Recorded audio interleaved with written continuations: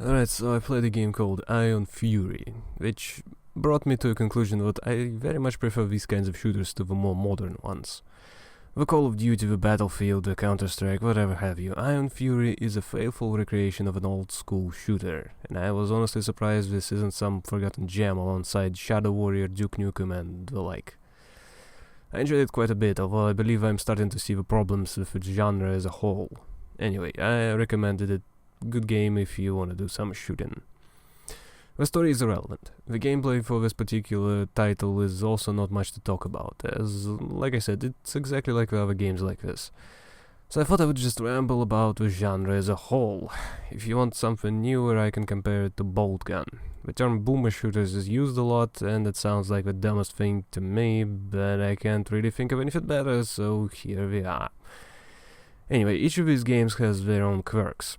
How maps are laid out, the AI, enemy design, projectile speed, how important is the movement and aim, or just using the right weapon for the right enemy, yada yada yada. Boltgun, for example, has an armor system, so shooting something with a high armor needs high strength weaponry to punch through, otherwise it's just a tickle. In Shadow Warrior Redux there are generally weirder levels and the weapons seem a bit slower, so you need to lead the shots a bit more than other games like this.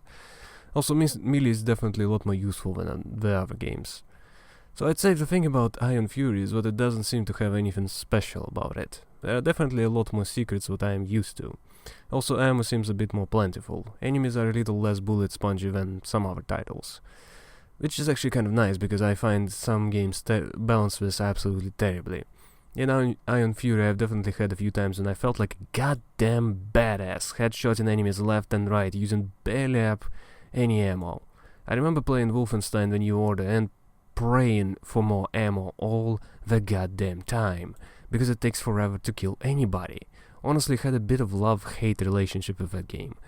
Similar problem with Shadow Warrior 2. SMGs are especially terrible, and this is the reason why I adored the gameplay of Spec Ops: The Line. Despite seemingly everyone saying it's an average boring crapshoot. Love the shooting in that game because both the enemies and the player don't take full magazines to actually start breathing. Anyway, old school shooters are different to the modern style thing, it's just a bit of a tangent.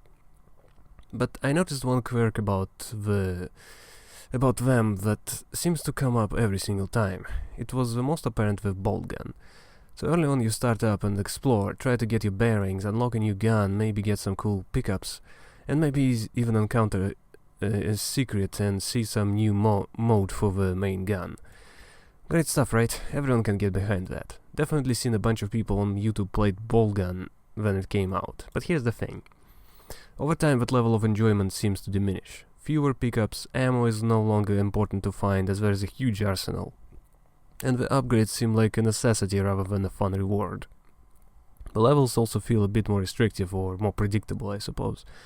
Find the path, go whatever way, kill whatever is in the way, backtrack and hope you find everything. Then comes the late game, and the levels get progressively worse, significantly so. Labyrinthine mazes, confusing and surprisingly short. Or that elevator level, which is a cool change of pace, but I wouldn't really want to repeat it. And eventually there's nothing else to discover. Upgrades don't really do anything and there are no cool pickups. But the best thing you can get is contempt restoration. So, Ion Fury. It starts similarly to Shadow Warrior Redux. Stuff blows up, basic enemies spread out here and there. Loss of direction sets in as the levels seem huge and overwhelming. And eventually there's a new gun, and as I was discovering new guns, the game was fun. And as I was finding more and more elaborate secrets, the game was even more fun. But then the penthouse level happens. Although honestly the first boss wasn't that great either. Don't like the giant open air arenas. Makes me feel powerless to hide or do much of anything. Anyway, after fighting that plane boss, I felt like there was not much else. Yet it was probably less than half the game. I already had every weapon, I already fought almost every enemy there is, but the game just kept going. So it was still okay, but then the game got sewer levels. and it was a maze, and I got lost, but it was still okay. And then there was the elevator with the twins boss, and it was crap, but I kept going. And then there was more sewers, I shrug and I keep going. And the secrets seemingly get lazier over time, and I keep going. And then all the bosses spawn over and over and die instantly as the player has too much ammo and too many weapons as these dumbasses get stuck on terrain. And then it finally culminates with the final boss. The dome with a hole at the top for grenades to be thrown in. Let me repeat that.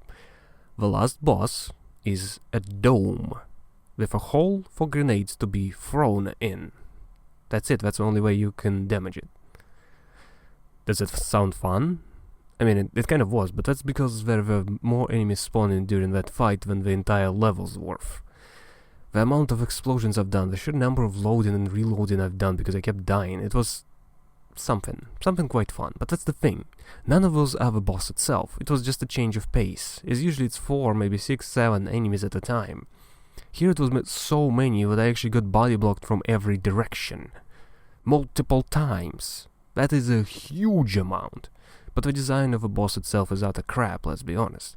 And if I did this multiple times, I'd complain about it a ton. So, what do I mean about all this? These kinds of games seem to struggle terribly to keep the momentum going.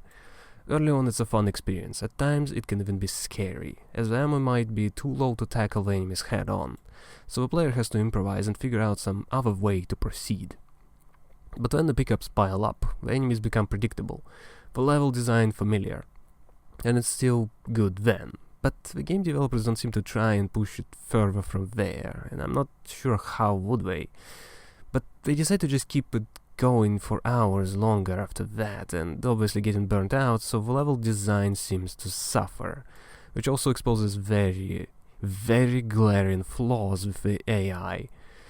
Like I said before, there is a segment where all the bosses are fought again, and I legitimately beaten some of the bosses by just standing still and shooting at them. I didn't need to dodge anything, as they got stuck unable to hurt me in any way. I like to think of games like Dishonored and Deus Ex. Again, different kind of FPS, but here's the thing, I've never felt these issues in those kinds of games. In fact, the last level of the first Dishonored is still one of my favorite levels, period. High chaos at that. I remember playing it on maximum difficulty and dealing with multiple factions fighting among themselves, bouncing from one place to another, slowing time, blinking, shooting one enemy while parrying another. It was a beautiful ballet of violence. But I still enjoyed the game early. So why can these games do the consistency so well, yet the games focused on high-speed action fall off as the time goes on? Can probably point out that, again, it's a bit of a change of pace. Last levels for immersive sims are generally designed differently. Take Mankind Divided. It's a race against time while trying to dodge the goons and a boss. And there was no boss before that. And the goons are a legitimate threat. It's different. First Deus Ex is a mess with constantly respawning enemies and multiple mutually exclusive objectives. Dishonored 2, it was never filled with that many enemies out for blood. The last level changes that. But in these... boomer shooters, in them I usually feel like I just get more of the same. And if not, then whatever is there is simply not going that one step beyond to truly elevate the game to the next level. Besides, they actually have interesting stories to fall back on. Iron Fury doesn't, Bolt Gun doesn't, Shadow Warrior doesn't, the list goes on. So I don't know where I'm going with this crap, but I wanted to put it all together as it's been brewing in my head for a while. Guess I would just have to mention that I played Bolt Gun DLC, and the last level of it is quite a pleasant surprise actually. A huge arena with an inanimate object as the boss. But at least I don't have to hurt it only with grenades, so there's that. So there are constantly respawning, threatening enemies, like these assholes who run at you, or teleporting punching Terminators. Can't remember if there are respawning enemies anywhere else in that game. Must have had Rabbit's heartbeat during that. That's definitely the step in the right direction, but the flaws in the early levels are still there, and the length of the DLC felt a little shorter than I would like. So the consistency is still not perfect. Anyway, Iron Fury is pretty good, recommend it, and go play Bolt Gun, fun times all around.